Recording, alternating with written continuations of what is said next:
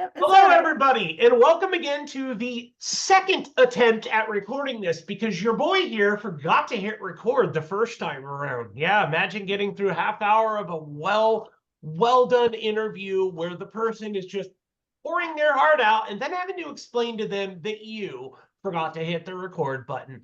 That is where I sit today. And the very patient, very forgiving, and very kind-hearted soul that allowed me to make amends, atone for my mistake, is WendyAnn Leeds, who was in Provo in the mid-'80s, and we're going to get to her story here in just a second. But as always, I want to welcome in Stephanie, our co-host. Say hello, everyone, Stephanie. Now, Wendy, you just told this story, but recap for us where you were at leading up to Provo, because fortunately for us, we'd only really gotten to the first week, so at least there's that going for us. So kind of catch us up on that, and then we'll get to like that first week in Provo and start exploring how you worked your program. And again, I apologize sincerely for having you do this a second time, and let's just call this a tremendously painful learning lesson for me. Whew. My case was could probably even have been brought up at meetings in my high school as, what does a troubled teen look like? Because I was frequently sent to the nurse's office for, I guess, just looking so depressed that it depressed my teachers, leading up to my hospitalization, which was voluntary. I had been feeling suicidal for quite a while. At the point that I was hospitalized, I had been up for 6 days. So I signed myself into the first hospital. One of the things we touched on was I experienced one of the abuses that teenagers experience right off the bat. My psychiatrist attempted to sexually assault me by insisting on a pelvic exam by a psychiatrist With without a no nurse present. females present, mind you. Yeah, Zero no nurse present. females, no nurse. He just wanted to look at your vagina in a completely innocent, I'm sure, fashion. As you do with 16-year-old girls when they're in your care, I guess. And that man was going to be responsible for my care for 6 months. I was in that hospital for 3 months, in a day program for 3 months, and then, or for like 8 weeks, and then another 8 weeks at the second hospital that he also admitted me to.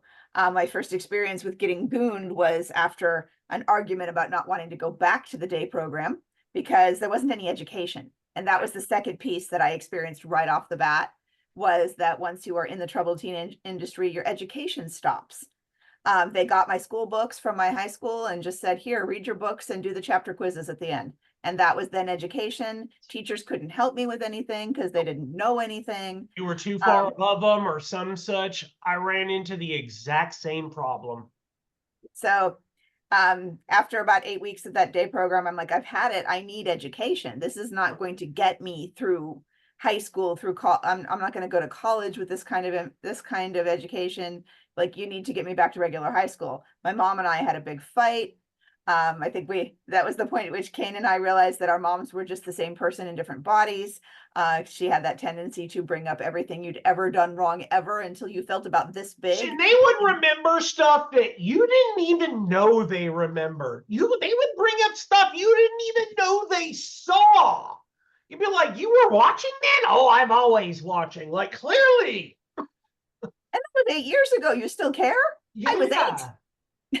Just incredibly abusive, vindictive, and like guilt and manipulation was basically their first language. Like, even something simple would be guilt trip with my grandma. Like, like I took you to lunch yesterday, so I expect the house spotless when I get home. Like, what?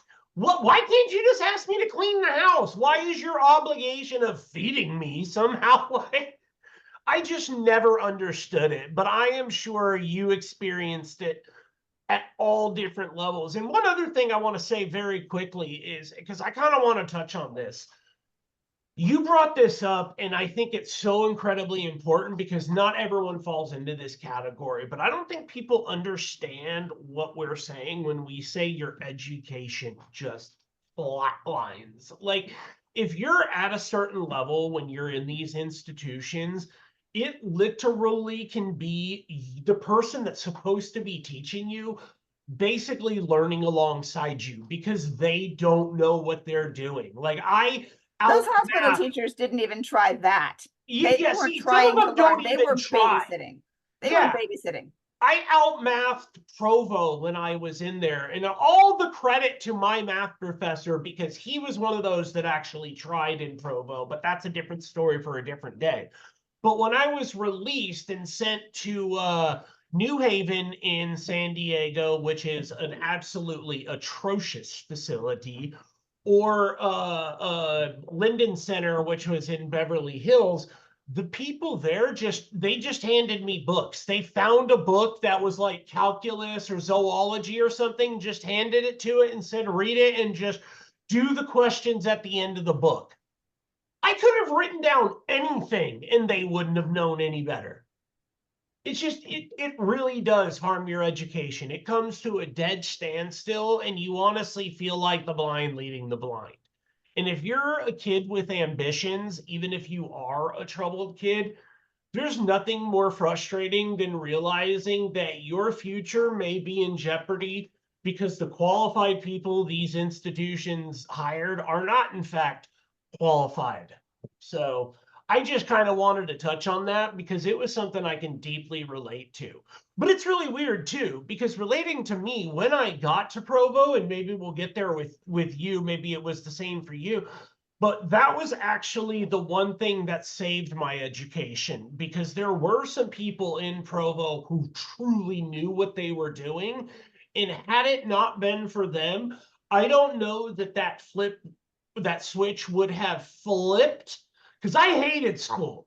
And then I left Provo loving education, like mainly because it's what I did to pass the time there. I learned. And to this day, I have a master's degree and such. I went through two different master's programs, but I find that the education is still something that I incredibly value. And if nothing else, Provo did give me that, which seems really weird because we're about to get into why they fail on those fronts. So I was always really into school. I loved school. I you loved seem school. like it. I I Take had trouble this with my peers. positively. You seem like a giant nerd, and I love it. You can tell by the bookshelf. You just can. I'm looking at your bookshelf, and I'm like, yep, she's a nerd, and she is 100% cool with it. I had trouble with my peers, but then they weren't really my peers because I was a gifted kid who was not put with gifted kids. Um, so anyway, um, where was I? I So was like, okay, you're in so the, yeah, you're in the hospital and the tired and fed up education with the day piece got up. program. Yeah. Got in the argument with my mom. That was where I made the mistake. I hit my mom with an umbrella. Because I just got pushed over the edge. And that was what had her call the psychiatrist the next day when she got to work. And they arranged for the police and the ambulance to come take me to the second hospital. We had touched a little bit about how the second hospital, very similarly, like it prepared me well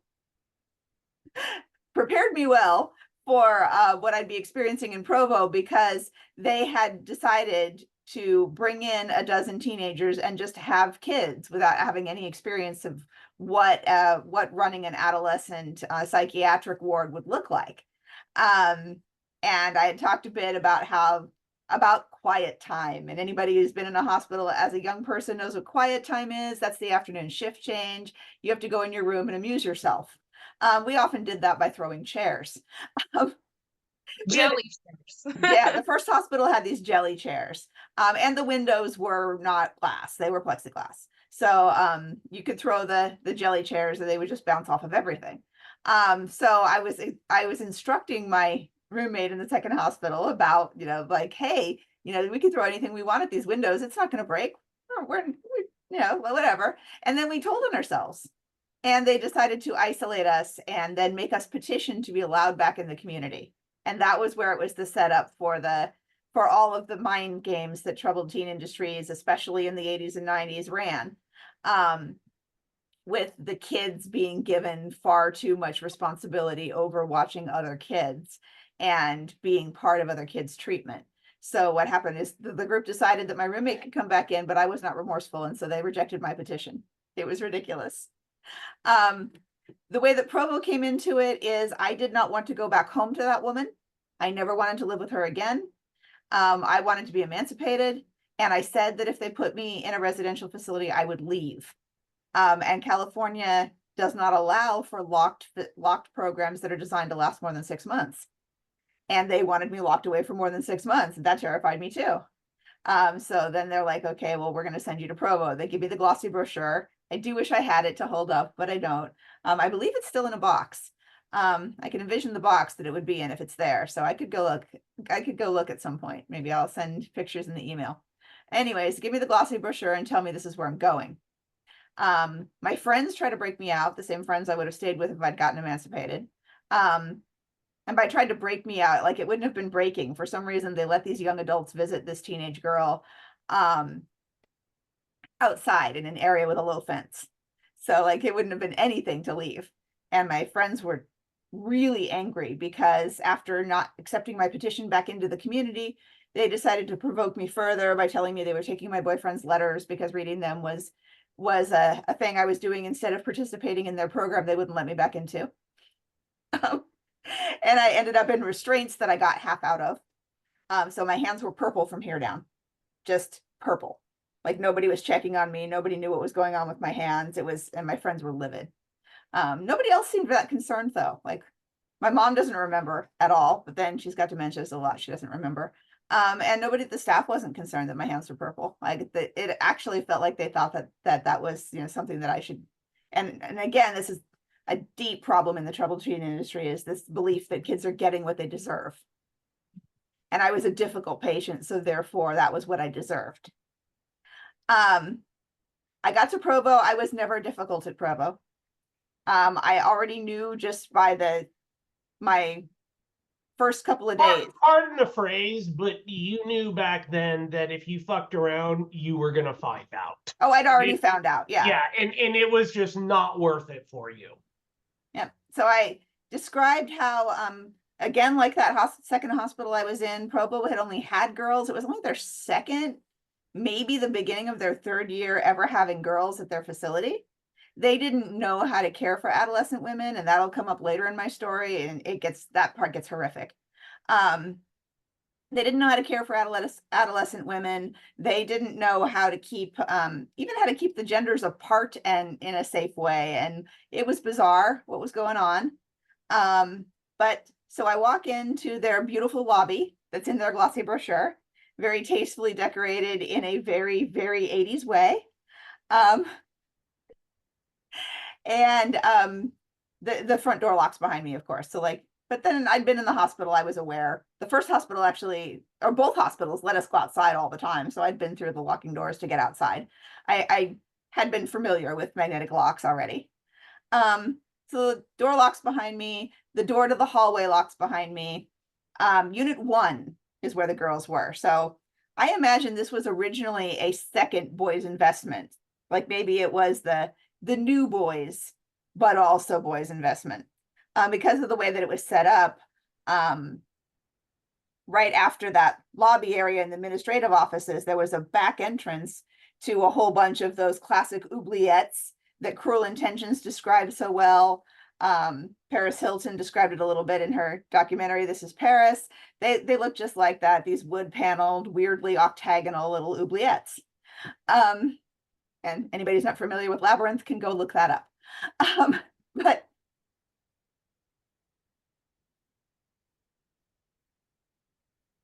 I keep muting myself so I don't override you. It's a dungeon for those who don't know, but yes, go look it up. Oubliette is a much better word. Oh, the French word is a place of forgetting. Yes, you're designed to be dropped in there and forgotten about. Essentially, they drop you down there, would not feed you, and you would just starve to death. It was basically one of the cruelest things that could happen. And if you ever want to find out more about it, watch anything on like the Tower of London, and you'll be good to go. Like the only difference between like a classical dungeon and these rooms was the wood paneling and the incredibly malodorous carpeting. Yeah, why you would carpet those rooms is totally beyond me. It They was did have at Provo the classic concrete room with the drain in the middle of the floor. I never Mhm. saw it. Yeah. Several times. I don't know if they even had any on the girls' side or if it was all those carpeted oubliettes. I saw there were a row of them when I came out. So, but I only ever actually saw that one time, when I first got there. So, anyways, so I'm in the oubliette. They say somebody will be back in a minute. I don't know how many minutes it was. It was a long time. They came back with pink sweats. Interestingly, they didn't strip search me. They just had me change into the pink sweats. The person I think even stepped out while I did it. They told me I had to take everything off, and there wasn't even any underwear, just pink sweats, but I wasn't allowed to wear my underwear. They're like, we'll get you some or we'll get you your underwear back to you after we've checked everything. So there I am in, nothing but a pair of pink sweats. I walked through the oubliette area to this big open area that had some wooden triple bunk beds, but they were barren, like nobody slept there. And eventually, during my course of being at Provo, they were removed. And that back area was just the area that they did the punishments for girls. Beyond that was the office on one side and the bathroom on the other. Classic gym kind of showers where there's just showers out of the tiled wall, no dividers in between either. So that was a shock to me. I'd never showered that way. I'd had my share of horrific moments in middle school. I think that was the first time that an adult in a professional capacity attempted to sexually abuse me, or maybe they did sexually abuse all of us as a group. It was this weird, like repeated forced nudity that went on in that locker room in my middle school. The 80s were weird. Very strange, very uncomfortable. You don't really know, like, it's hard to describe to people who've never been in that situation. But the best way I can describe it is, imagine you've been on a sports team and you're showering amongst all those dudes. Now, take that image, take away the fact that you volunteered for it, that you're being told to do it, and they're going to stand there and watch you while you do it. That's the best way I know how to describe it to people, because But my middle school had already indoctrinated me to that, because I had those weird middle school PE teachers who for some reason wanted to see us all naked at the same time and stare at us. It was bizarre.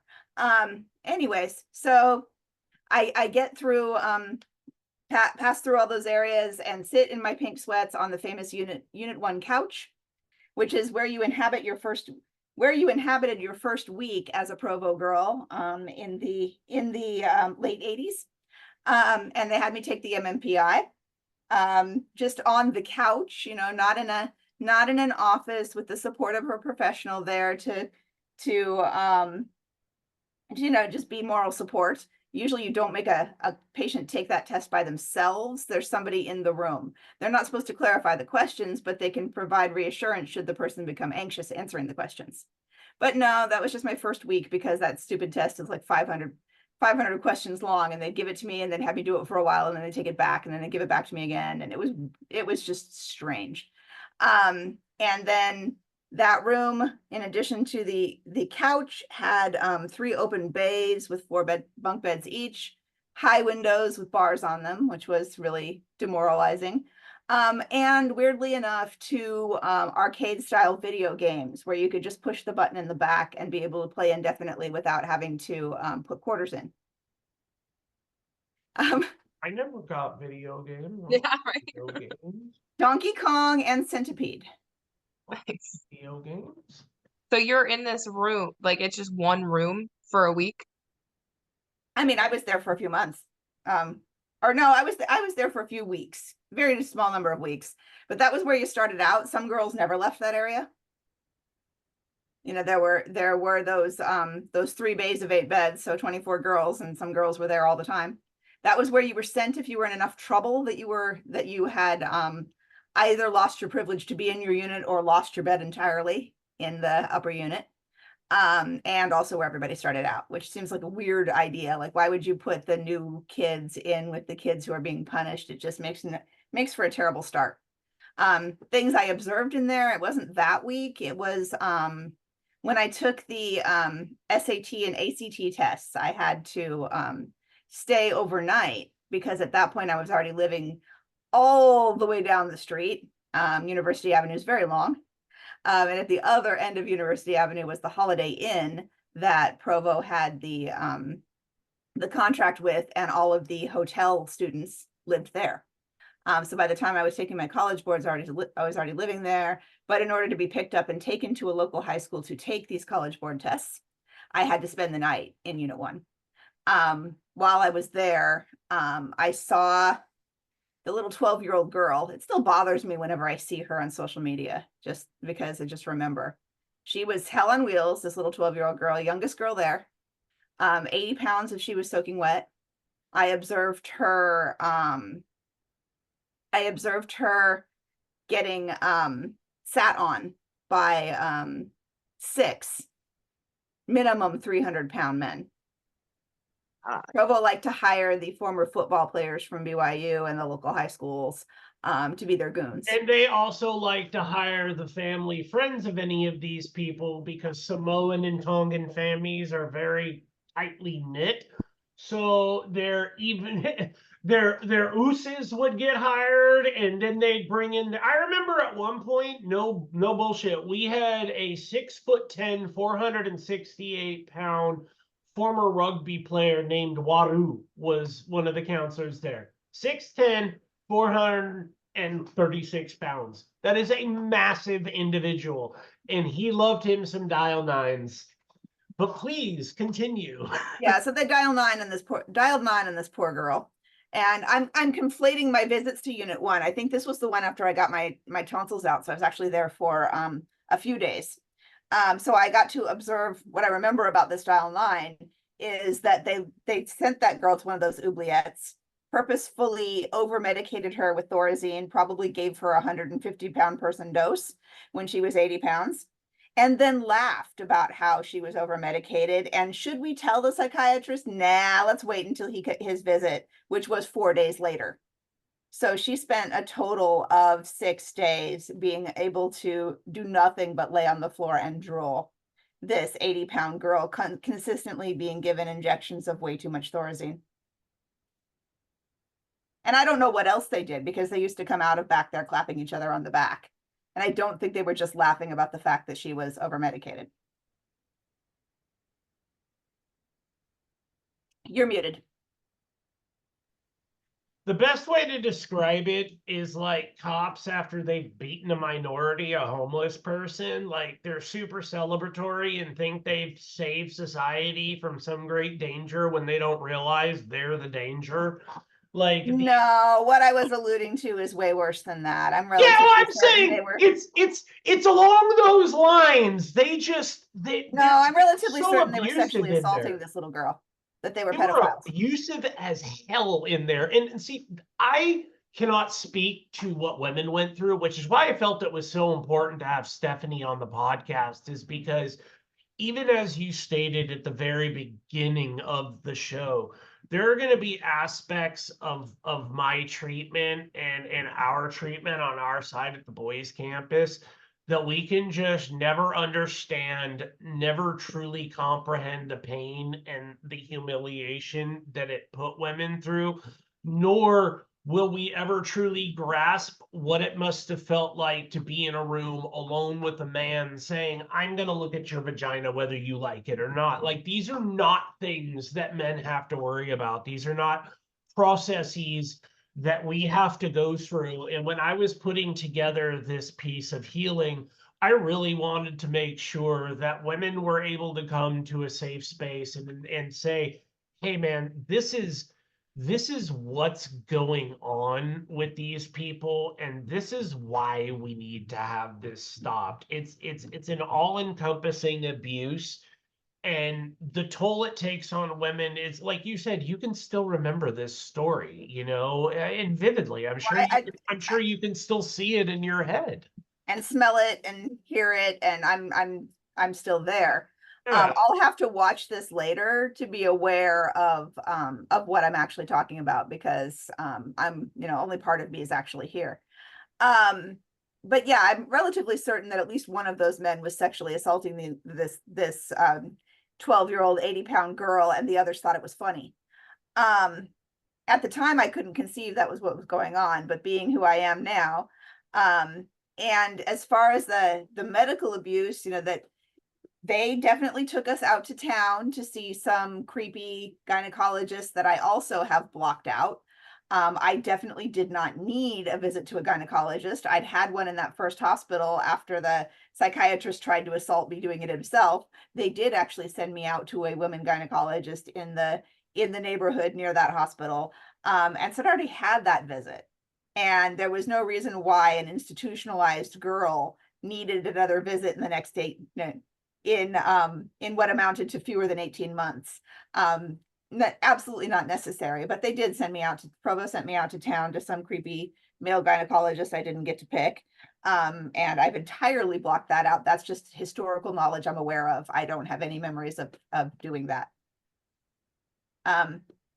So yeah. So when The you, area you can relate to, Steph. Yeah, go ahead. yeah, no, I mean, I was there much later than you, so all of this is just heartbreaking to hear and shocking, but I'm not surprised at all. I think it's because of these instances that some things have changed a little bit, but that hasn't stopped any of that from going on. I think staff and the sick people that choose to work in these places just got more creative and now have more like rules to try to bend around. But like, yeah, when I was there, we didn't get sent out anywhere, but I mean, the same things were still happening. I would still see people getting completely over medicated, the staff laughing about it. I mean, it's just all the same stuff. It just maybe wasn't as obvious if, but Heartbreaking as that part was heartbreaking when I listened to Paris's book, and she was talking about the what got to be multiple times a week pelvic exams that they took her to in some downstairs area at the girls' campus. There was not most The of only reason Provo. I can think to do that is because of what you're going to do after it's done. That's legit the only reason I can think of to subject a woman to that many pelvic exams. It's not for what's been done. It's for what you're planning to do or what you're already aware of is happening. She didn't say in her book that I can imagine why she didn't. Yeah. She became quote unquote famous because some dude violated her consent and posted that shit on the internet. Yeah. You But what know? she did say is that there was somebody in the corner of the room, like observing, almost like they sold tickets to, like you want There's to, Paris Hilton's vagina. Come take a look. yeah, you want to come see this famous person's private parts. But yeah, so unit 1 was right next to the bowling alley, if you remember where the bowling alley Yeah. at the main campus. Yep. Yes, I do. That was so. Wait, if that's what you're talking about was Unit 1, because when you were describing Unit 1, I kept picturing our investment because the way you described it was literally our investment. And now And you're that was telling behind the me, kitchen, right? and it makes sense because that is our investment. So if I'm correct here, let me describe it. Okay, so the room is kind of, you come indoors angled like this, and the room kind of goes out like yawn. Now, towards the back over here is the room you were talking about with the back room. And the door right before it on the right-hand side would be the showers. And then the caddy corner from that, I think there was an office, but it was never used. It was like never used. Oh no, they were always in their little office. Yeah, then you come out into the front, and as it's wrapping around, this is the back wall. Here's a door right here that leads directly into the outside, onto the main units, with just offshot of that are 2 units for observation, one there and one there. And then they had 2 rooms on this side, like if you were still coming in, the rooms would be over here off to the right. The 2. So what you're describing is probably very similar, but Boys Investment had a room that opened up into that backed up to the kitchen, and there was a big window, and we could shove food through the window to the Boys and Boys Investment. They moved they moved our investment because when I was there, we didn't have a window into the kitchen. The kitchen Okay. was on the other side. We had to actually leave. I think we took over what used to be Unit 1 because I'm not even bullshitting you. When you were describing it, I'm like, this is the exact layout of investment. Was she on the main campus during this Yes. time? Yeah, they turned Unit 1 into investment. That's investment now. And that back bunk bed never went anywhere. It was still there. It was still there when I was there in the 90s. I slept in it. When No, there were multiples and they were 3 high. And so they took out most of those. When investment got really crowded one summer, like there was just a season of jackassery going on. And so they had to open up that back room. They never liked to put anybody in there because, it wasn't in their line of sight. But they opened it up and they put their least troublesome people back there. And I was one of the people that got selected to go back there. But yeah, that bunk bed was still there. That's just now our investment. And what I'm sure used to be the couch is now was just the desk. Because you're talking about those wooden benches that just came out like yaw, and then they went just down. And the walls were kind of at like a vertical angle. So you had to like sit like this on those benches. It was just so strange, man. I was wondering if that is a doggo back there. It is. Okay. Say hi. Say hi, Zero. Be famous. There you go. Such a good girl. I have 2 huskies. I have like so many animals. I'm surprised my jingle cat's not in. We have many animals in this house. This is the only one. This one and an Amazon parrot are the only ones that belong to me. But others have many. One of my sons has many pets. We all moved into this house together as adults because my youngest child is one of my stepchildren is 21. Okay. My biological kids are 25, 27, and 34. So, but I live with 2 of the kids. Anyway, so there I am. I'm in Unit 1, doing the Unit 1 stuff. First week, you don't go anywhere. You just fill out the MMPI and they bring you your food, which you eat with a plastic spoon. And then eventually I get a tour of the school. And it's not long after that. I don't spend long in Unit 1. I get moved to Unit 4. So I'm going to school every day. Unit 4 was directly off of the back of the dining area. So like we had a door, we could just go right into the dining area from our unit. It was also right next to the on laundry. main campus? On the main campus, yeah. I think that's actually now orientation for men. If I remember. It had windows into that middle courtyard. Yep. Yeah. Yes. The small little courtyard right there in the middle with the tree. Yes, that's orientation now. So there was like bedroom in the front, and then like a like long corridor, office or like main area, and then like bedrooms in the back. With that's orientation now. When the thing right above it became pre-unit. The boys were upstairs. That's pre-unit now. Yeah. When we would go to the gym, that was one of the ways that they would abuse the boys, is accuse them of opening the curtains to look at the girls. And then, there was always at least one dial 9 while we were in the gym because the male counselors were messing with the boys and accused one of them of looking through the curtains. They knew better. Like, they saw us all day at school. Why did they care to look at us while we were in the gym? Like, it's didn't make any sense. Yeah, because we went to school together. We didn't usually eat together.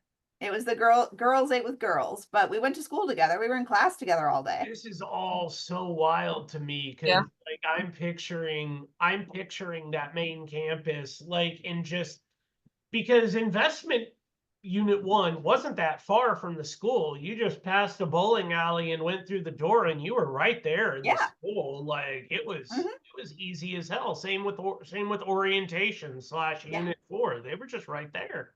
Yeah. And we also did all of the work. Who lived on the other upstairs unit that became Unit 7 for us? There was all the upstairs units were boys. Okay, so there were only 2 units for girls, Unit 1 and Unit 4.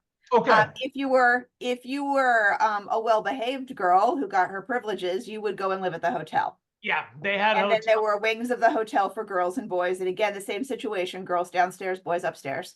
Yeah, they did that, but they also had a unit called Unit 7, which I think Unit 7 was open during an interim period in which hotel, because there wasn't a hotel unit when I got there. Or if it was, it shut down just after that. Because I remember when they brought it back and they cleared out Unit 7, because before then, the lowest you could be to get to US7, and this would even be a rare case, was advanced achievement.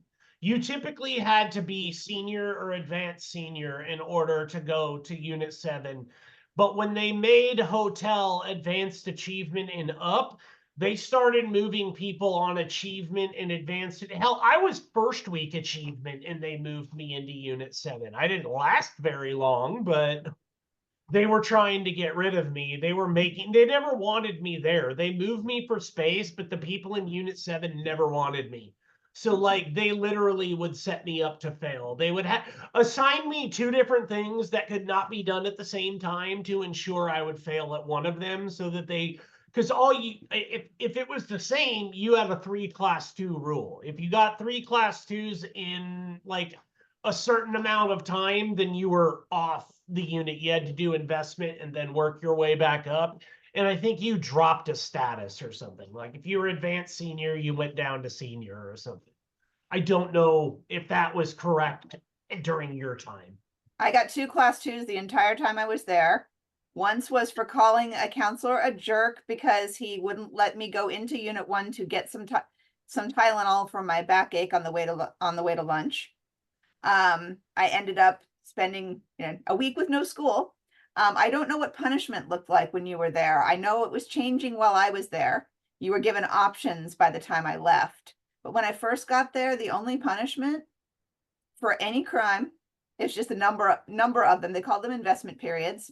Yeah. You stood and stared at the wall for 25 minutes, and then you could sit for 5 minutes, and then you would do it again. 18 hours a day. They changed it. You now sit. You have to sit. I apologize to everyone. It's cross-legged. They called it Indian style back then. I don't like that term much, but that was the official rule. You had to sit cross-legged, and you couldn't, unless you had a note, you couldn't be reading a for pleasure book. It had to be schoolwork, writing a letter, or you could sit and do nothing for 1 minute, or for one IP each half hour. Instead of getting the 2 IPs, you could get 1 just by sitting and doing nothing. It had a specific term. I can't remember what it was called, but a lot of people who are just over it opted to go for that one. But they took away the standing component and turned it into sitting. I imagine because it was literally harmful to people to make them do that. It is literally torture. They would not let me stop when the blood started coming down my leg when I got my period while standing IPs. Yeah, that sounds about accurate. They made multiple kids piss themselves in front of us. And then they gave them a class 2 for doing it. Yeah.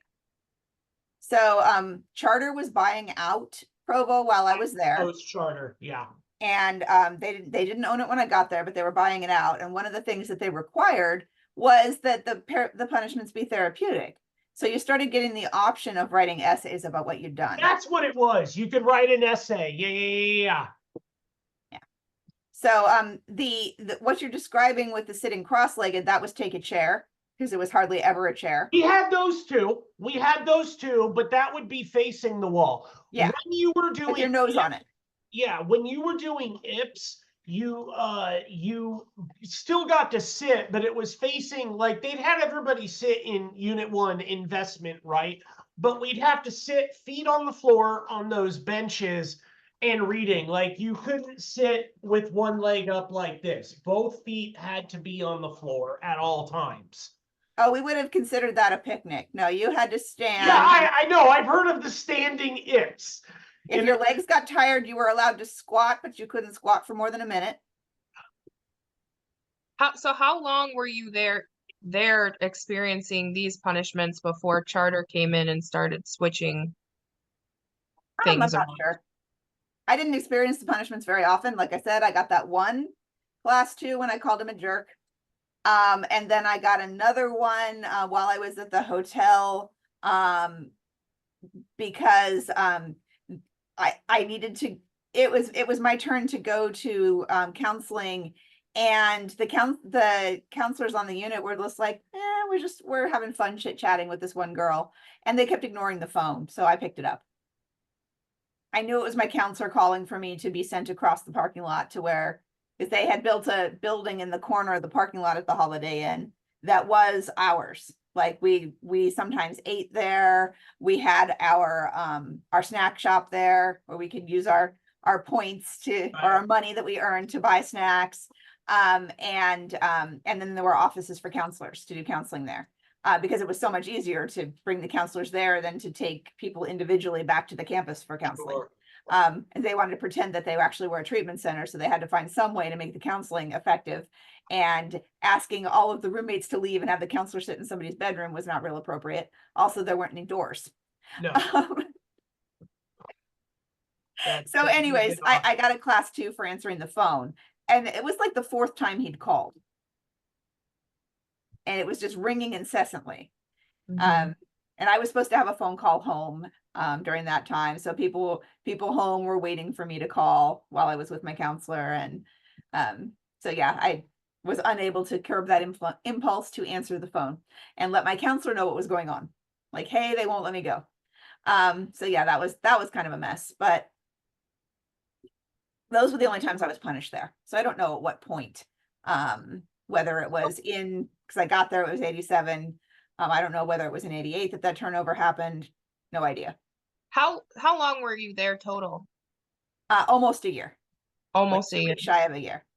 Okay. And what was like the day-to-day like then? Did they have a system for like smaller infraction? Because like they had a whole system for even tiny behaviors. What Yeah, was if you the got 3 day-to-day class like? 1s in a row, they called it a trend, even if it was not the same mistake, and it Okay. became class 2. That held. Yeah. That held. I forgot what that was called, but that's it. Yep, a trend. So Making the leaving a trend. smudge on the It's mirror, amazing what you'll remember when somebody reminds you. leaving a smudge on the mirror, missing a sock, even if it was your roommate's sock, if it was your Yep. dog's vacuum, that sock was your fault. Yep. Right. So none of that has changed. That was all the same for me in 2005. Which is funny because that was the same for me in 96 to 97. So, or 96 to 2000 actually, but I don't think these places changed substantially. I don't So think my time in Unit 4 was probably the most traumatic. That was when I got my tonsils out, and I needed to go back to the hospital because they weren't taking good care of me, and I was bleeding a lot. And like they wouldn't give me soft food. The cooks just wouldn't make it for me. They had girls they liked. The girls that they liked, they would do stuff happy to for. report that's changed. They do diet specific. Like I remember one person had completely halal, another person was I was extra portions, but like they did do dietary things finally, like to try and meet people's needs. I'm So happy. I'll finish the thought about the worst part in Unit 4, and then I'll get into the kitchen, because the kitchen is a big part of my story. Yeah, please.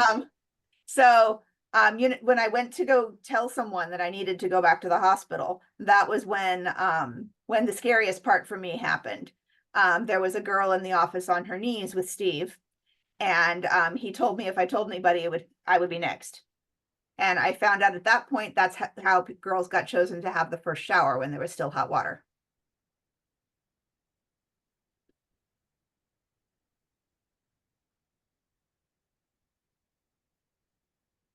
So that went on the entire time I was there. And I was threatened that it would be forcible in my case if I said anything to anyone. And I didn't sleep a lot at night, so I saw a lot of this stuff anyway. Right. I was aware of, there was a satellite that you could see at night. Like I used to watch it do its little path out the window with the bars on it. I had an upper bunk that was right next to this window. So I saw everything that went on. I'm lucky that nothing happened to me, but I was threatened that if I told anyone. Right. And it was in that Unit 4 office that I did get my strip search when I came back from my grandmother's funeral. Yeah. That was fun. They're like, do you have anything to declare? Because, if you tattle on yourself, the punishment's less.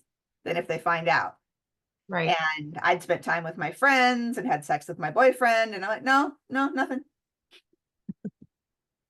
My mom was never a hover parent. She wasn't a hover parent even when I was on home pass for my grandmother's funeral. Although she let me get in my friend's car and just be gone for the, like, she's like, come back at this time. So we came back at that time.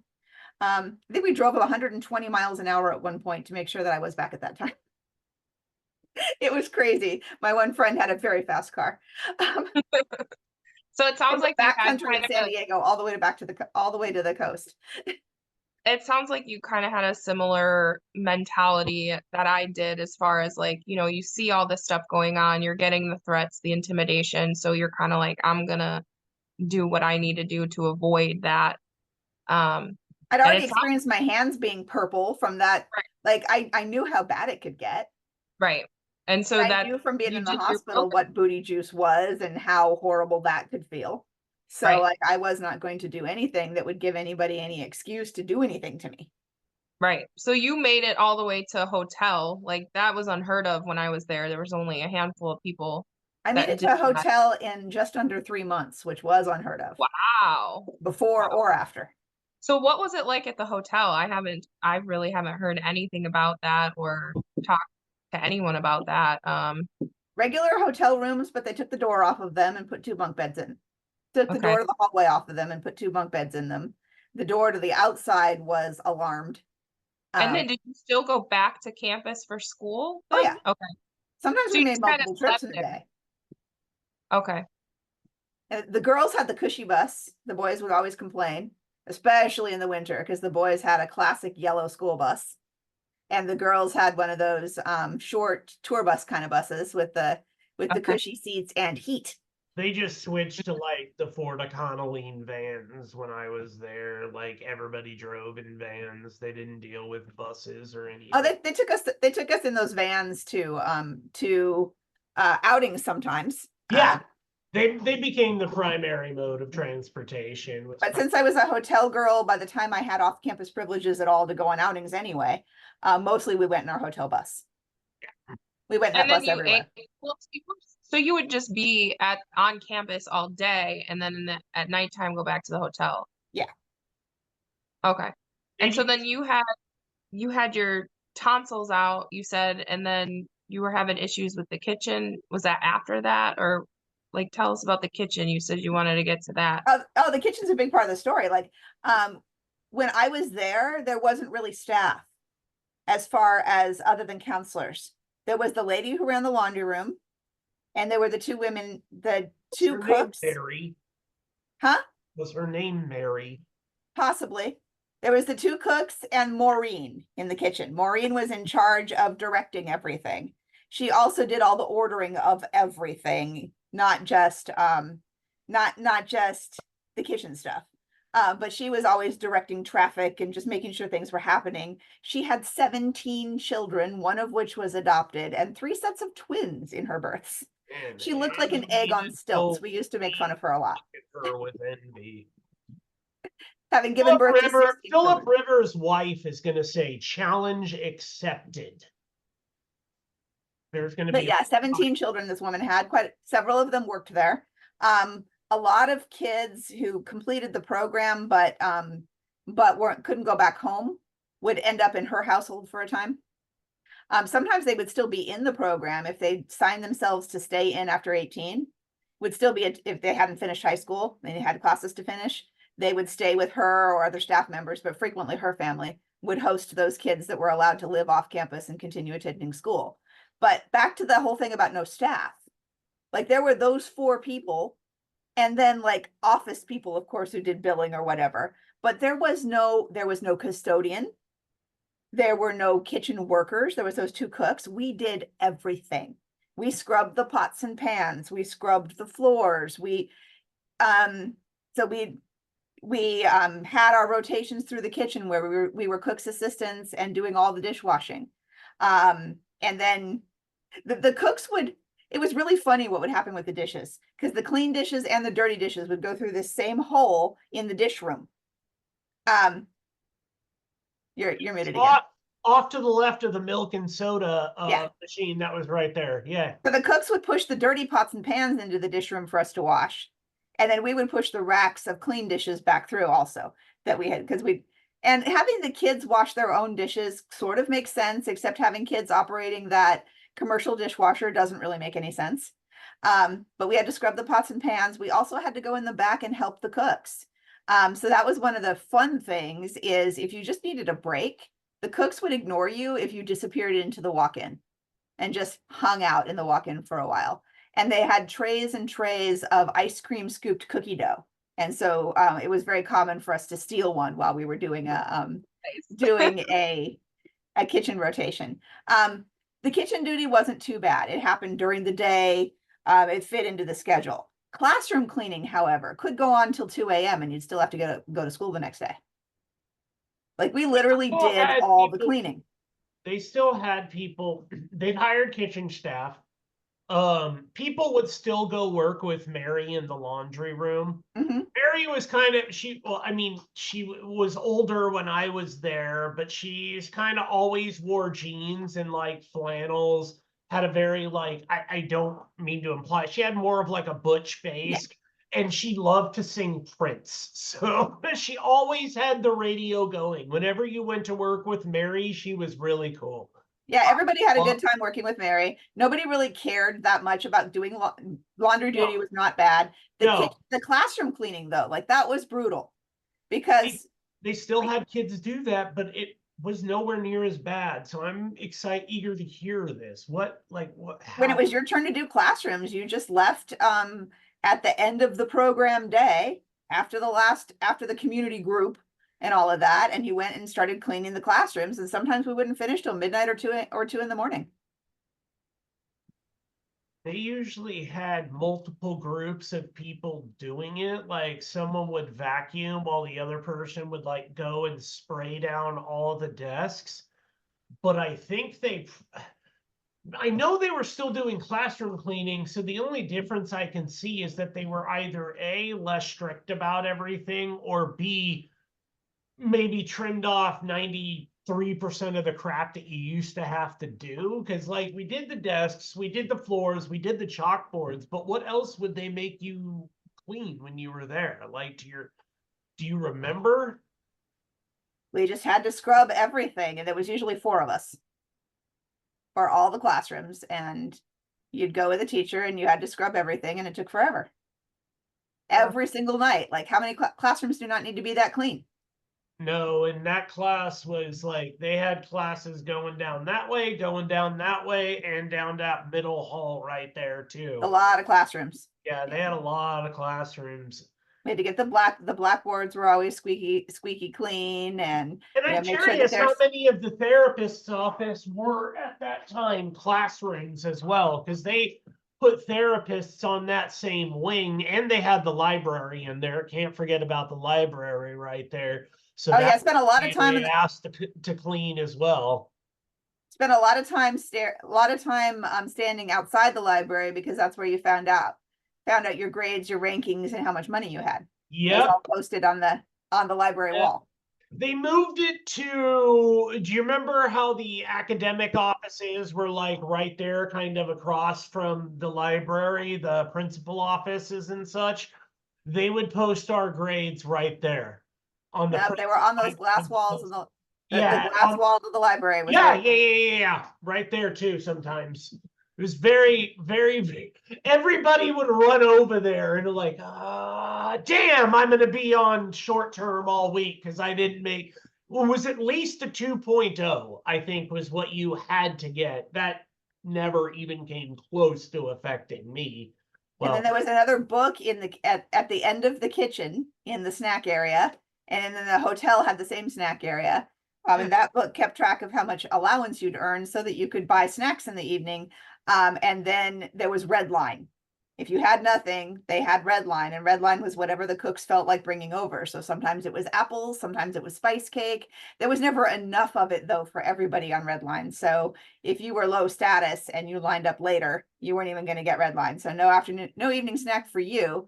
I don't know what happened with those kids who needed to have, because very common that bedtime psych meds need to be taken with food. So I don't know what happened with those kiddos, if they just had bad stomach aches or what. If they had, most of the time, yes. But like, if you were on like a specific like medical treatment, like maybe you were hypoglycemic or something, they absolutely allowed those people. Like, I think they got like one or two snacks. Like the counselors would usually just grab it and give it to them. And it would be like a Sprite and like an apple pie or something because they were hypoglycemic and needed the sugar. But that's why when I could, I always volunteered to work the snack cage because you could get free snacks. I never worked the snack cage. No, I worked the snack cage a couple times in the hotel, but never at but I wasn't at the school very long, less than 3 months. I didn't observe anybody with blood sugar issues while I was there. I did observe quite a few eating issues. The food that they fed us was not food that any anorexic girl would ever eat. They told the school that the school told the referring providers and the parents that they treated eating disorders. They didn't pay attention to whether anybody vomited after meals. They didn't pay attention to how much anybody ate. They just didn't care. And 3 of the girls that I was there with died. While you were there. I mean, they were being worked on by paramedics on the way out of the school, so they didn't officially die at the school, but they died at the local hospital. Heart attacks from being that emaciated. I didn't.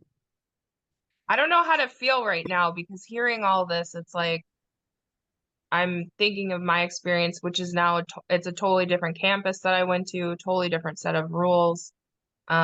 They were hyper focused on eating disorders, like so much to the point that if you even like looked at food the wrong way, you would get put on a whole program where you were like monitored 24/7, like you had to stay in sight, like could not go to the bathroom alone, like all I've that heard kind that of kids have stuff. been abused with food the other way, forced to eat way too much, and they didn't care what we ate.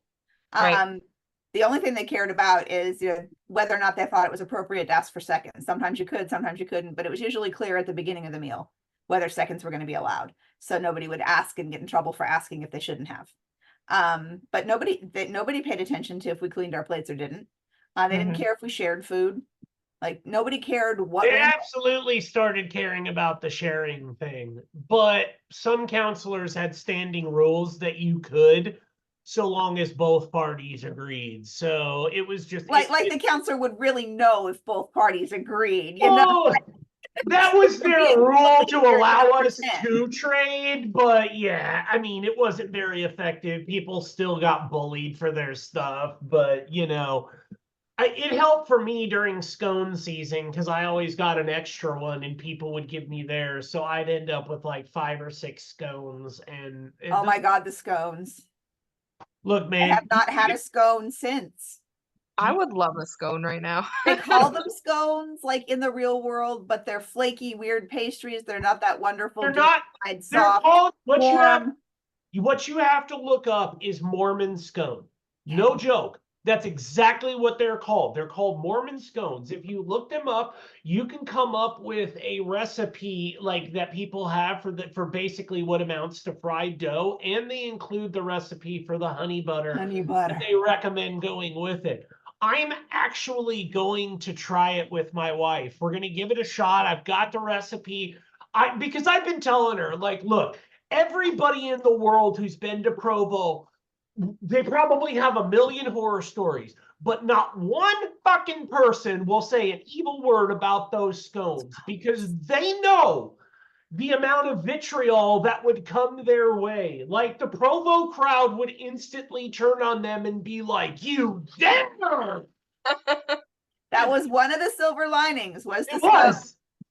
The other silver lining was church. I know so much more about the Mormon religion than any non-Mormon I know, because you did not miss church, because that was the chance that you could actually touch the opposite sex.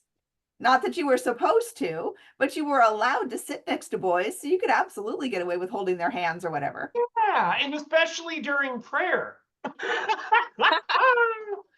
And then we had talk time, which was Yeah, I was also just about to weird. ask, what was talk time like during your time there? It was sitting on that big grass lawn that you drive past as you go into the school, with boys, and if you had permission, then you could go and talk to boys as long as you weren't as long as you weren't on restriction. I remember running into Paris and talking to her one talk time. I always liked it because people are like, "Did you know Paris went there?" I'm like, "Yeah, I was in there with her. Not like Ah, new people who knew her. I was in there with her."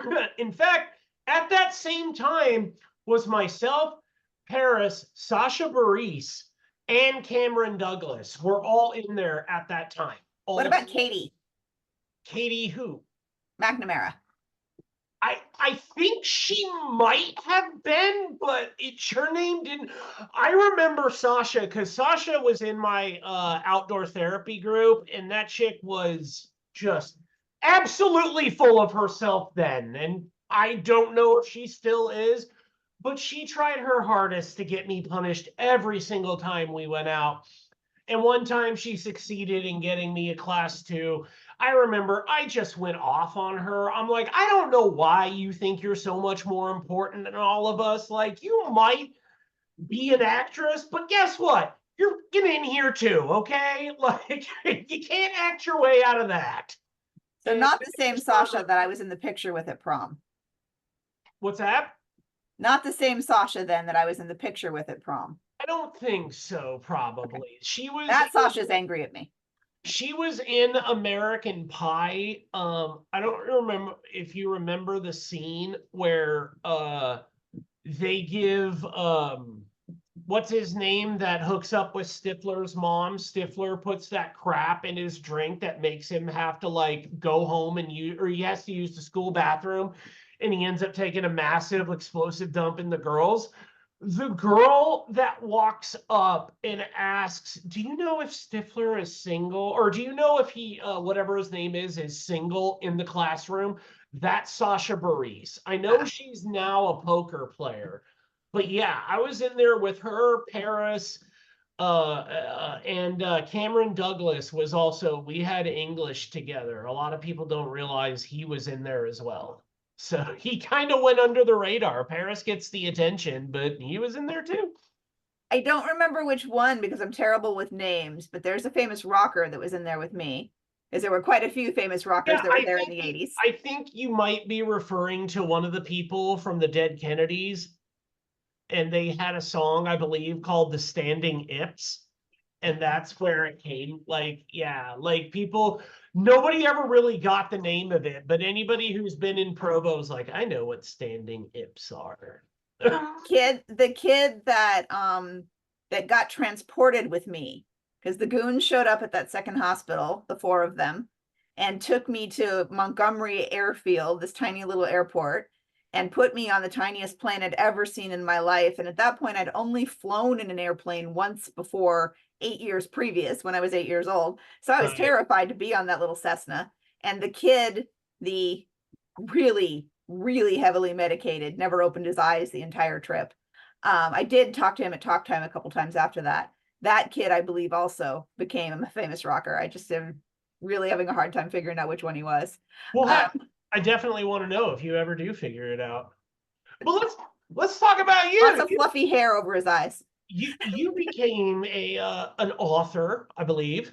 No, I did not. No, or I was looking you up on Twitter, and I was trying to see if that was you, and I saw somebody that is as a therapist and focuses on anxiety. And I recently had a short conversation with her on LinkedIn. Okay, so so now you know aware of me. exactly who I am talking about. So you're aware that y'all have the same name? Like she is now aware of me. Yeah. Okay, I tried to buy her book. Calm and Sense. The reason I asked is because I'm seeing the calm behind, and I thought that was the book on display. So I was trying to be like this natural segue, trying to be all cool, and instead No, I tried to buy her book and Amazon just never delivered it. Well, that's damn you, Amazon. So you went into therapy though. Was a lot of your decision based on your experiences in this, or was this something that you kind of knew you always had a thing for helping people? I'm just curious how much your own, because I mean, there's not a No, ton. no, I would not have subjected myself to this in my young life before I'd had a lot of healing. And I never would have thought this is where I was going to be. It was a progression. My first career was in early childhood. I worked my way up really quickly from being a teacher to being a director, and just saw how important it was to do early intervention in mental illness. I worked in programs where 80% of the families were on subsidies for their childcare because they had been on public assistance. And I saw how much mental health really disabled people. Because I saw all those families really struggled to keep their benefits going because they were not actually employable, even though public assistance really wanted them to get a job, any job. So that's what kind of pushed me. And there's no money in childcare, even as an administrator. So I took a second job in a girls group home, and I was working with foster girls with emotional disturbance. God, that's tough. You have to have like the biggest boundaries in the world, because they will find every little thing that you're insecure about and murder you with it. It was wild, but I loved it. And so that working with them was what really pushed me to, okay, I'm going to finally go to grad school. It was 13 years after I finished my bachelor's that I went back and started grad school. What'd you go to college for originally versus what you ended up doing? Well, like I got my AA in early childhood education. I got my bachelor's in liberal studies, thinking I was going to be a teacher. Although when I started that program, I think I was on the fence. And by the time I was done, I was like, no, I know too much about human development to ask young people to sit in desks all day, because it's not developmentally appropriate. So I kind of, by the time I graduated, already knew. I started the teacher credentialing classes. I took 2 the summer after I graduated, but I didn't go back and finish that program. In fact, I didn't go to school at all for 13 years. Makes total sense. I did sociology, and then I also did women's studies. I was actually writing my master's thesis on the MRS degree and why some women choose to seek the MRS degree. And I did almost enough to get a double major in sociology. I was like one class short. And then I decided that this is an absolutely pointless thing to do. I'm not really going to find any kind of a job out there with it. So to hell with this. So I got out of it. And then I went and got a degree in public administration, thinking that would help me, land a job in the real world. And it did nothing. So I am a journalist. So, yay! Stephanie, I still want to teach, but I'm at a point now where I can't afford to. I always thought I always thought like I would have arrived if I was in the counseling department, doing counseling and teaching counseling classes at community college. But it turns out that pays about 2/3 of what I make. So I can't afford to take that pay cut. Journalism is garbage too. I wouldn't suggest doing that field either, man. You wind up, you're like, yeah, there'd be some money in there. No, there's no money in there at all. There's really good money in therapy. You don't even have to be a good employee. I just went through a nasty divorce, and there's been all kinds of slander on social media. And one of the things that he said was, I always get fired. But I won't put up with bullshit. I won't work someplace where I'm supposed to do bullshit things. And so I have been asked to go. And I don't care, because I get the next job before I even left the old job. And I usually have 3 or 4. At the moment, I have 4 jobs. Yeah. That's the same way I am. If I find something hypocritical and bullshit, I'm just like, but no, like, screw you. Like, I put up with far too much to be gaslit later in my life. Like, it's just not something that I'm going to let people do. I'm not going to let people gaslight me. I'm not going to let people try and abuse me. Like, I had one woman send me an email at 3 a.m. telling me I needed to come in at 5 a.m. And I just flat told her, like, yeah, I'll get right on that, never. And just like, it's just, like, I actually replied back and I told her I had anal glaucoma and wouldn't be able to come in. And when she asked what that meant, it said it means I can't see my ass coming into work on 2 hours of sleep. I like that a lot. You're free I'm to gonna use keep it, that one. man. You're free to use it. It's there. I get away with being the lousy employee that I am because I'm so desperately needed. Like Just the bar is very low. Just be aware of the fact that some people might hear the word anal glaucoma and they won't press further. So the opportunity to land the punchline may not ever deliver itself. But if they don't, you pretty much get a get out of jail free card. Like, and oftentimes if they ever realize what you said, it's usually about midway through your shift after they've had to explain to one of the coworkers why you couldn't come in, and the coworker goes, "Wait, what?" just give it a shot is all I'm saying. You only live once, right? If that's true, they 100% deserve it because That's what I'm saying. you're definitely not supposed to violate your underlings' confidentiality by telling other people what's wrong with them and that why they're not at work. Exactly. That's how I feel. Steph, do you have any more for Wendy? You have some stuff that you want to know?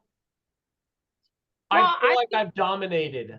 I just kind of want to segue that to Wendy. Is there anything that you feel you wanted to get out and share on this interview that we haven't covered? Because we've kind of gone all over the place. Is there anything? I know usually we ask a couple questions on like, did you have any anybody that like, you connected with in there that became a friend, or anybody of the like? We usually hit on one or two of those. No, I even had somebody attack me. I think it was 2013, 2014-ish, for being or for saying something about, anti-TTI, that knew me in there, and then they apologized like a year or so ago. I'm like, I only know that they attacked me because they apologized. And I'm like, I don't even have any memory of that. There is one person whose name I think about all the time. She took her exit plan, and her exit plan was no plan. I think that she had a flight somewhere because I think we took her to the airport the next day. I don't even know where she slept the night that she got out. I wanted to let her stay in our hotel room, but I don't think my mom let us do that. So I don't know where she slept. But we dropped her off at the airport before we left Provo. My mom decided, I don't know what was going through her head, but she thought that she'd take me to the Grand Canyon on the way home. And I'm like, I just want to see my boyfriend. Yeah. And it was the wrong time of the year for the Grand Canyon. What I saw was a giant hole full of clouds. We didn't see any of the Grand Canyon at all. Although Zion National Park was pretty cool, that part of it, the little hotel, like boutique hotel we stayed in Zion was awesome. Anyways, Kristen Edelman is the name I think about all the time. When I was in Provo, my name was Sperling. I was Wendy Sperling. And so I always think about whatever happened to Kristen Edelman. I have not found her on social media. well, now it's out there. If anyone sees this and has any information they want to connect, it's kind of. Paula Pickney was there with me. Shannon Anderson, I think is her name now. She Dial 9 Shannon is what we called her. Jennifer Larson.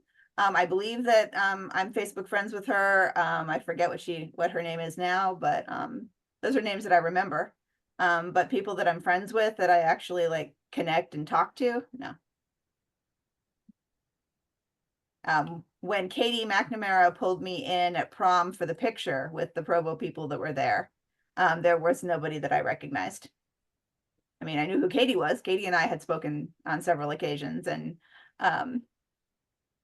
I stalk Katie pretty heavily. She posts a lot of really funny memes, so I'm usually one of the people laughing. So like, there's people that I talk to now, but people that were in Provo with me. Again, some of us are Facebook friends, but I can't really say I know them. Sure. Yeah.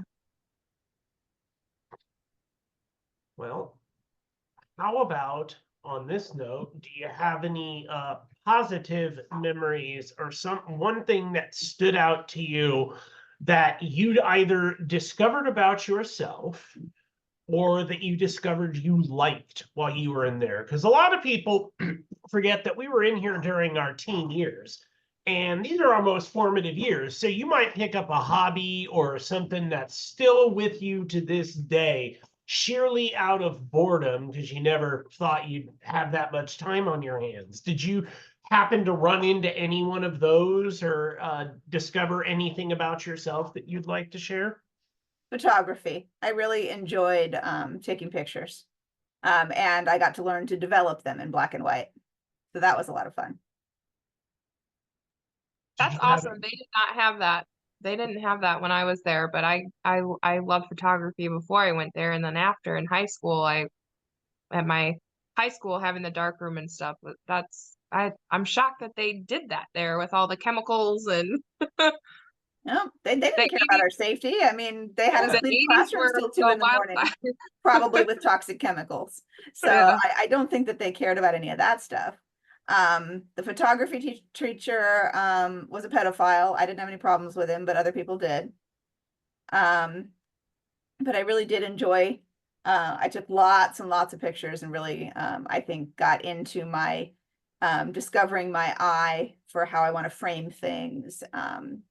And it was fun developing your own pictures, and kind of that set me up for working with the filters and stuff we have now, because Mhm. the principles are the same, even though the process is very different Right. in putting things together and playing with light and And that's exposures an and all of that. especially useful skill in today's era where everything is visual, from our conversations being done in memes and movie quotes and things to just generally people creating humor through visual elements when something happens. So it's an extremely useful skill to have. That's one thing I wish I had learned was Photoshop and learning how. And I know you're never too young, but I'm currently learning Dutch, so I don't have enough time on my plate to do two hobbies at one time. I After don't recall Dutch, doing anything on computer while I was in Provo. no. I'm just talking. I would love to have learned Photoshop. That would have been something that I wish I would have done. They had some people teaching some skills on it, but I didn't see them. Like, what am I gonna do with this crap? Not thinking ahead. Not thinking ahead. So yeah, that's one of those things I do regret. The But other really fun educational thing that we did, I took anatomy and physiology when I was there, and they had us memorize all of the bones and muscles. And if you could recite all of the bones, you could go on a field trip to Brigham Young and look at the cadavers. And that was super fascinating. It was, I did almost faint when we got to the end of it, and the lady brings out this giant Tupperware bowl with 3 brains floating in formaldehyde. Leaning over to see the 3 brains and getting hit with that much formaldehyde was a little too much. But the field trip itself was amazing. Of course, the Brigham Young campus is beautiful. We did do our fair amount of field trips. No rafting, no camping. I didn't even get I don't know what was going on at the time. I think there was actually a hike, but maybe it was only boys up to Bridal Veil Falls, so I didn't even get to do that. I opted out of skiing because I don't like cold weather sports. So that was the one like activity that's in the brochures that everybody talks about that the girls were actually offered, but I didn't go. But we went to a circus. I saw my first 3-ring circus at the Salt Palace. We went to the planetarium and saw a Rush concert. Rush wasn't there, it was recorded music, but it was to yeah, everything Rush had done to that point set to lights in the planetarium with lasers everywhere, and that's cool. that was really neat.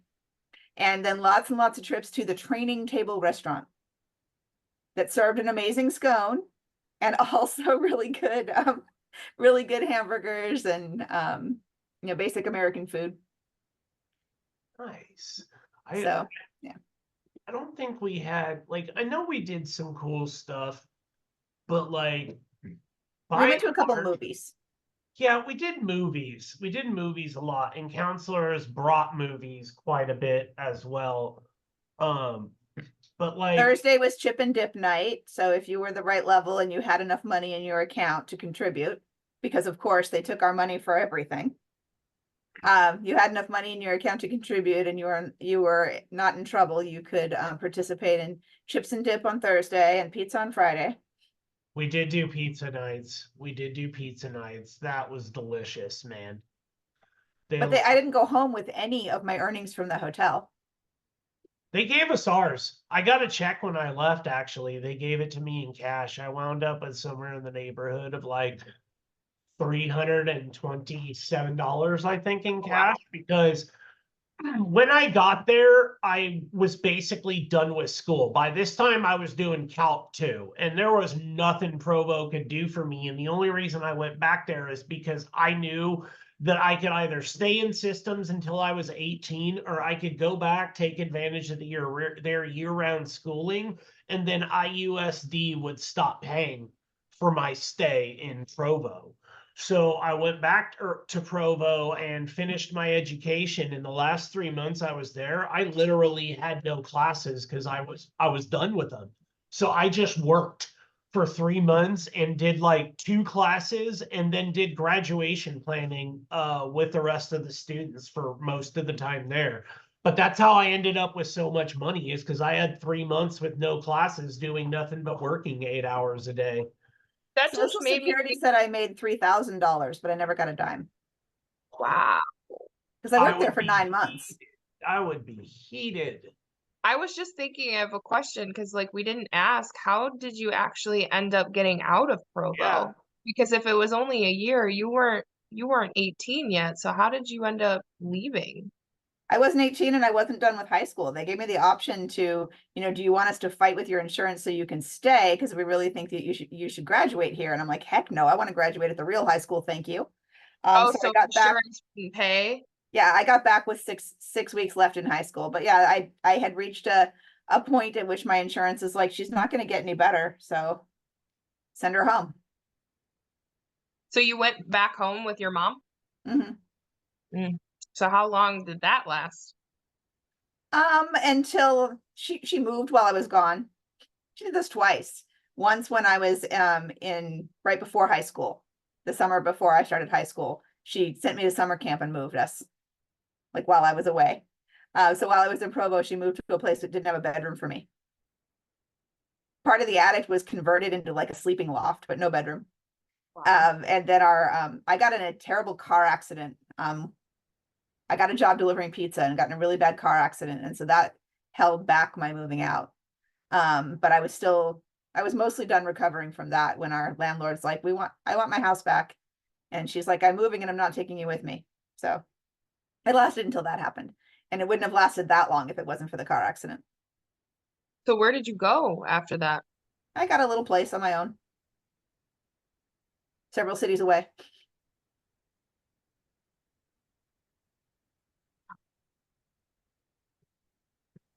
No, what was the process like for you, uh processing everything? Like how long did it take for you to sort of like ease back or into society, or was it a fairly swift transition?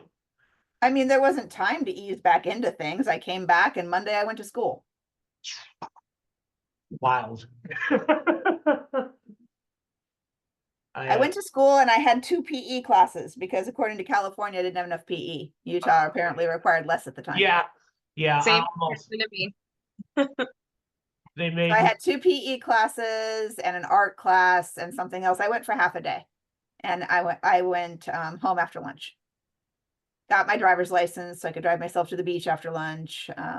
Yeah, it was a thing. Since my mom had moved, she actually moved to a different city. So she did me the favor until I got my license, which I got, I think, like 2 weeks. I don't know how you're supposed to have to hold that permit for a while, but anyways, I got my license as quick as I could so I could drive myself to school, but she was actually kind enough to drop me off until I got my license. In the opposite direction of work, which is really unusual for her. And generally she doesn't go out of her way to do things. Well, at least she did something kind here. Well, I know I got to get going here, but I wanted to wrap up by asking, of all the things that you would like to see, like out of Provo Canyon School, I know getting it shut down. What is something you really want to see changed within the field of child psychology and how we handle troubled teens? It doesn't have to be some amazing political point or something like that, but just something that has always bothered you, and that as somebody who underwent all the schooling to become a therapist, you now have this other perspective of a life lived on the other side. Using both of those, what's something for you that you think like just needs to happen? Parental involvement. I think that it should be illegal to send your child far enough away that you can't show up there a minimum of twice a week to participate in the program with your kid. And I also think that there needs to be a graduated process that you have to show that you went through, where you actually did try everything. You know, those memes about how we tried nothing and then we did this. Mhm. I don't think that should be legal either, that kids should not be eligible for admission to these programs until parents can demonstrate that they exhausted all of the less restrictive options. And then we really need to expand intensive in-home treatment. It's still fairly inaccessible to people that are not either rich or on state-sponsored insurance. A few insurance companies have gotten online, realizing it's cheaper than residential. I've had Kaiser clients whose kids have had intensive in-home programs, but nothing that looks like what my own kids got when we were on state insurance, where there was somebody there practically every day of the week. And it starts out like 40 hours a week. It's super invasive, but also it needs to be, because if your child is that troubled, your whole family is that troubled. That's amazing. Like, well said. I think I've said the same thing in different words. Like, that's what I would love to see happening in the future. I just love how you have it so specific, and yeah, that would be amazing. Very well said. Mine would also include something along the lines of these institutions very much need to stop operating from the viewpoint that what the parent is saying is the absolute truth. I think that there needs to be a medium ground where they're listening to the child, and then the therapist needs to do what most humans do, which is spend a little bit of time around the family members and come to their own conclusions. Because generally speaking, if you're anything like, well, you're not, but if somebody's anything like Wendy's mom or my mom, they're going to reveal who they really are within a very short amount of time. There's just not a filter there that can hold up to manipulate somebody like a therapist over the long term. They just don't have the ability to do it. That's why I like her idea of like the parents having to be involved minimum twice a week. Like, they have to show up so that, Once you start therapist seeing can the do that. once the gaslighting becomes apparent, like these therapists need to be like, well, hold on, let's find out what's really going on here. How much of this is the parent blaming the child for their own actions, their own beliefs, and their own horrible parenting processes, and what is the child pushing back and trying to maintain or create a different set of boundaries versus purely acting out. I just think that in my case, especially, Provo believed every word that came out of Mary's mouth, and that woman was an inveterate liar. Just an absolute inveterate liar and a manipulator. And I'm not sure my mother told them much of anything. I'm pretty sure that my hospital records spoke for themselves and they just came to their own conclusions. That's fair. I mean, it's I just feel there needs to be a more involved process that accounts for the idea that there's no such thing as one version of the truth. That's the only thing Straight did right, is they required the families to participate. That was actually a time investment for the families, not just the kids that were caught up in that. And, you know, we'd have a lot fewer foster kids in these programs if the social workers had to find someone to show up twice a week and participate with this kid. Yeah. They'd find foster families for those kids real fast if they had to do that. Yeah. I'm sure people would be lining up for that money, you know? But well, Wendy, I just want to say thank you so much for being courageous enough to come on here and talk about some very sensitive topics. And obviously, we'll put the necessary warnings on here as we always do for people.